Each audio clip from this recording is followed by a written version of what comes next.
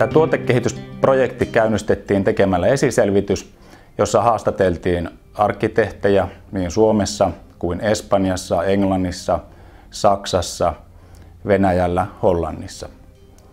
Me tehtiin messumatkoja kansainvälisille messuille, jossa tutkittiin, mihin tämä kaidemaailma on menossa. Siellä tuli selkeästi esille, että uudelta kaiteelta toivotaan selkeitä lasipintoja, vähemmän profiileja. Tietynlaista ainettomuutta. Tähän nykyiseen pystytolppamalliin oltiin selvästi jo kyllästyneitä. Niin me tehtiin tästä kaiderakenteesta semmoinen, että tuulikuormat viedään vahvalla käsijohteella seinärakenteisiin. Kiinnikkeistä arkkitehtit varoittelivat, että älkää käyttäkö rumia kömpelöitä teräskiinnikkeitä, joista törröttää pultin kannat ja mutterit. Niin me valittiin kiinnitysmateriaaliksi valualumiini, jolla me saavutetaan riittävän kestävä lujuus, mutta myös kaunis muotoilu. Ja tässä muotoilussa käytettiin yhteistyökumppanina kansainvälistäkin tunnustusta saavuttanut toimisto. Ja muotoilun tavoitteena oli saada klassisen, tyylikäs, aikaa kestävä muotoilu. Vältettiin muotoilukikkoja, johon helposti kyllästytään. Tämän tuotekehitysprosessin mukana kehitettiin myös toimintatapamenetelmiä, prosessia niin, että toimitusaikaa pystytään lyhentämään ja sitten joustamaan asiakastarpeiden mukaan aikatauluissa. Tärkeitä asioita asumissa on se, että alapuolten parvekkeelta tai yläpuolen parvekkeelle ei tule savuja tai käryjä, lähinnä tupakan savua. Niin tämä rakenne on suunniteltu niin, että täältä ei ole suoraa yhteyttä parvekkeelle. No, tämä Lumonen uusi kaidejärjestelmä on kyllä hyvin eleetön ja selkeä, joka antaa tuolle rakennukselle aika mukavan modernin ulkonäön. Nykyisen kerrostaloarkkitehtuurissa parvekkeet on hyvin merkittävä elementti. Että se voi melkein sanoa, että se muodostaa koko julkisivun, tai ainakin tärkeän osan sen sommittelusta. Mutta tässäkin tapauksessa tämä parvekkeiden tällainen leikillinen rytmi tässä on oikeastaan se juttu, jonka ympärille koko arkkitehtuuri on rakentunut. Tässä kohteessa on haettu arkkitehtuurissa tiettyä innovatiivisuutta tai uutta näkemystä myös julkisivuissa, ja mielestäni tämä Lumonin uusi järjestelmä nivoutuu hyvin tähän kokonaisuuteen, täydentäen tätä tietynlaista uutta näkökulmaa, jota tässä on haettu. Tämä lasituskaide on mahdollisimman eteerisiä ja eleettömiä, ja sitten on tavallaan tuosta väristä otettu semmoinen teema, millä luodaan sitä niin kuin vaihtelua tuohon fasaan. Kyllä, juuri näin. Se mikä tosiaan itse toivoisin, että yleistyisi enemmän tämmöiset kirkkaat parvekelasitukset myös tässä alaosassa, koska kun huoneistossa istutaan esimerkiksi niin kuin nojatuolissa tai sohvalla, niin sitten nähdään paremmin myös sinne kaukomaisemaan, jos se alaosa on myös kirkas. Ja tässäkin tapauksessa, kun tuolla on tuo Palokkajärvi siintää tuolla kaukomaisemassa, niin on loistavaa, että tämmöinen eleetön, puitteeton parvekelasi on vielä kauttaaltaan kirkas, niin se luo sen loistavan. Tuosta on kyllä helppo olla samaa mieltä. Keveä ilme ja niin kuin hyvä integrointi tähän meidän lasitusjärjestelmään, jolloin syntyy niin kuin ehjä ajateltu kokonaisuus. Vähäeleisyys ja tämä vahva läpinäkyvyys ulospäin.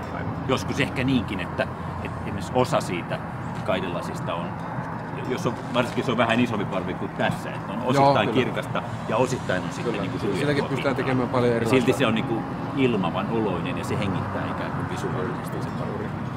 Liittymät on viimeistelty ja sekä alapään liittymässä siellä on alaprofiili, mikä tulee suoraan laattaan kiinni, ja näin ollen sinne ei jää rakoja, veisi roskaa tai muuta, mutta myös palo-osastointi ja savun purkemisasiat on huomioitu.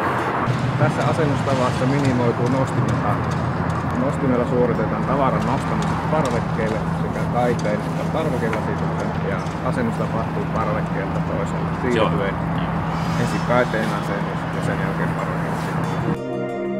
Ensimmäisenä alapaare kiinni suoraan. Sitten seuraavana laitetaan seinäkiinnikkeet pystyyn ja myös suoraan. Seuraavana laitetaan yläkäsijohteen kannakkeet seiniin kiinni ja nostetaan käsijohde siihen päälle. Ja seuraavana on sitten lasiasento.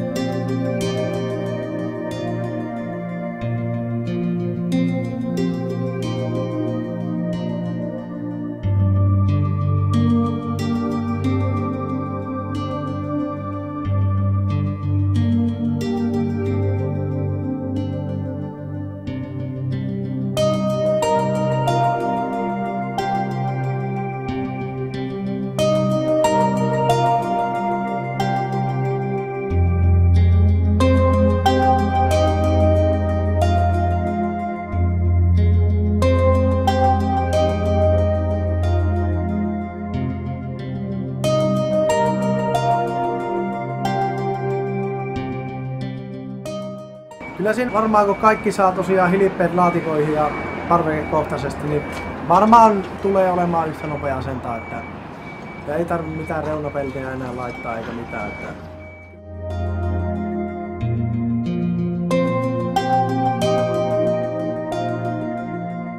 ajateltiin, että juuri tämän VXY-talon sijaintinsa puolesta ja tämmöisenä maamerkkinä olevan talon sitä edes sopii niin kuin ajatuksellisestikin, että on joku uusi tuote, joka on vähän erilainen. Ja kyllä antaa semmoista tosi hienoa uutta ilmettä.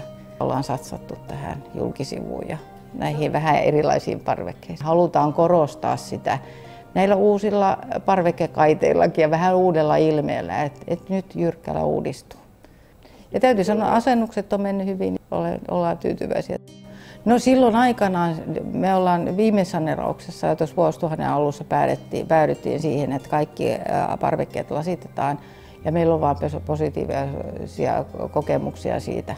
Lisää käytettävyyttä ja ihan kiinteistönomistajan kannalta pitää parvekkeet paremmassa kunnossa. Että ei täällä asukkaat voisi kuvitellakaan, etteikö parvekkeissa olisi laseja.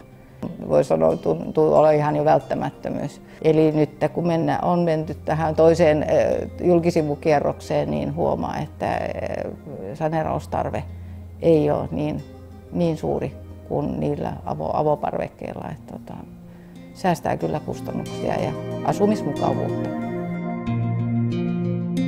Urakoitsijan piti olla innovatiivinen ja tämä sattui erittäin hyvään saumaan, että meillä tuotekehityksessä oli kehitteillä uusi lumonkaide. Tässähän tilaaja kertoi askelmerkit, että millä sinne päästiin ja kertoi selvällä suomen kielellä, että pitää olla innovatiivinen ja kehittyä ja kehittää sitä hanketta sen edetessään.